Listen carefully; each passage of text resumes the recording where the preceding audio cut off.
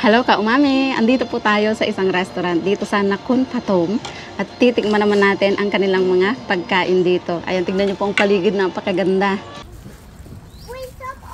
Ito po yung mga in-order namin, dalawang pad thai, miang kham, som-o. Siya may po. Miang som-o. Ito po yung dahon ng betel leaf. Ayun po siya nakatanim sa paligid.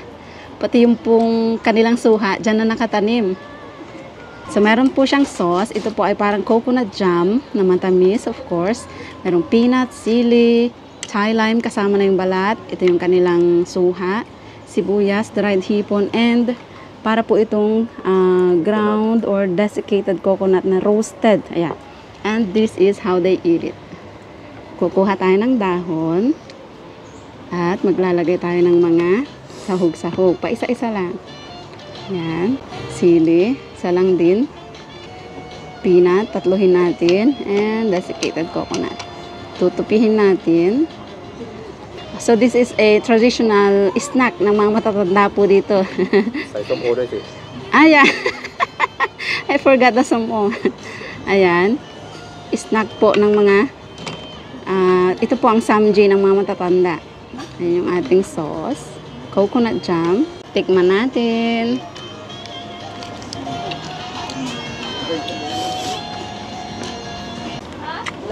Laki ng subo ko. Ang sarap ng kombinasyon.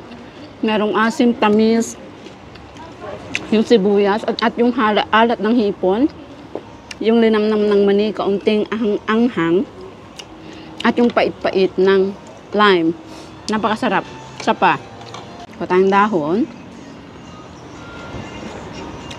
Som-o or suha. Sibuyas. Dalbahin natin yung hipon. Ayan, bahala ka na magtimpla.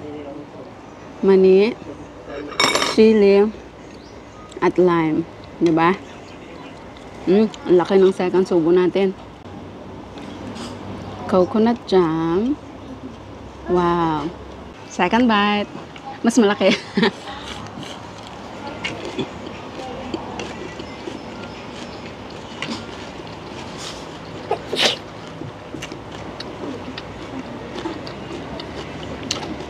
Sa atin po, ginagamit ito pang nganga o mama sa Ilocano.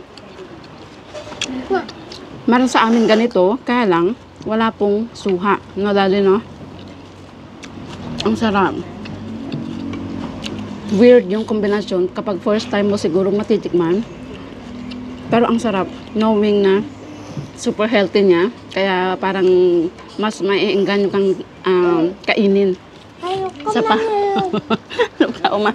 Kumakain po siya ng steak. Yung bang parang ayaw mo nang tigilan kapag yung natikman. Subukan nyo ito pag magta-Thailand kayo. Yan. Third bite.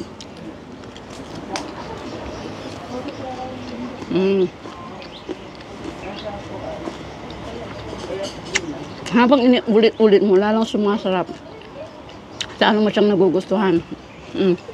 So, nandito po kami sa After the Rain Forest. After the Rain Restaurant. Tama? Ayan. Dito po kami sa After the Rain Restaurant. Dito sa Nakhon Pathom. Anay na? After raining? Hindi po siya sigurado sa name ng restaurant. It's okay. We can just put in the comment below. Sa mga mamamasyal po ng Thailand, pwede nyo bisitahin. At ito, an hour away from Bangkok, no, daddy, no? Ang ganda talaga ng paligid. May nagbabangka. Ayan, tikman nyo po ang miang kham. Yung iba, hindi po sila naglalagay ng suha. Ito lang. At first time namin makakita ng suha, kaya sinubukan namin. Mas try po ang pagkain na ito.